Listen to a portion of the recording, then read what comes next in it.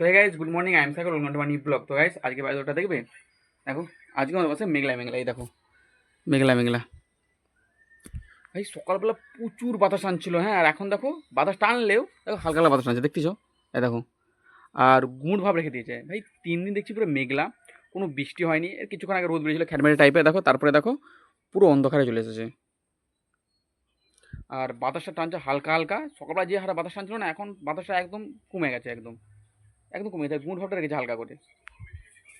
তো গাইস আমার বাজে দুপুর 12:30, এই সময় টিফিন পড়ে এলাম, আর ওই একটা বাইরে, হ্যাঁ দেখো ঝলমলে রোদ বেরিয়ে গেছে। যে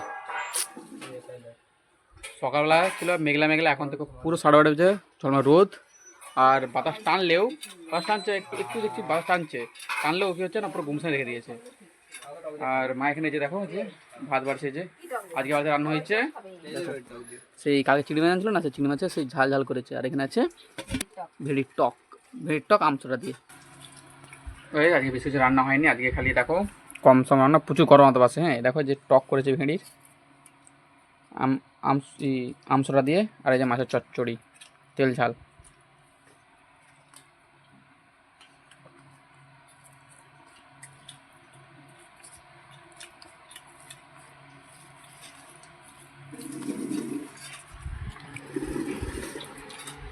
আমি 3:30 দুপুরে খেতে ঘুম পড়েছিলাম, তো দেখি হঠাৎ করে কারেন্ট এখন পালিয়ে গেছে।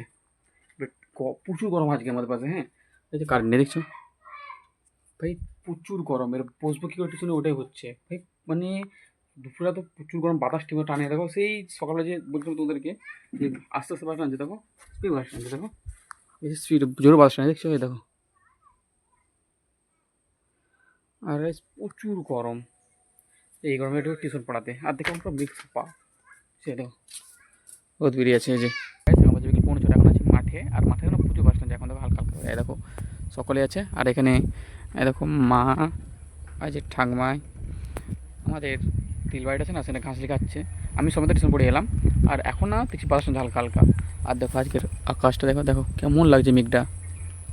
ভাই ধান কাটার সিজন এর বেশি না, কিছুদিন পরে ধান কাটা হবে। হ্যাঁ যদি এরকম মেঘের ওয়েদারটা দেয়, দেখো খারাপ আবহাওয়া কিন্তু, দেখো এই মেঘলা কিন্তু খারাপ আবহাওয়া। এরকম যদি করে না, ধান কাটার পর পুরো ধানগুলো পেকে, ধান কাটার পুরো মুখে যদি ঝড় বৃষ্টি হয়, পুরো ধান পুরো পড়ে যাবে এবারে।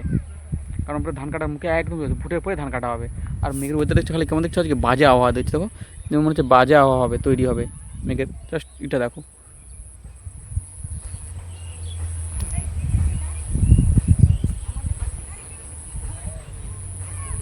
তো গাইস আমাদের 10:30 মায়েদের রুমে বসে ভিডিও করতেছি।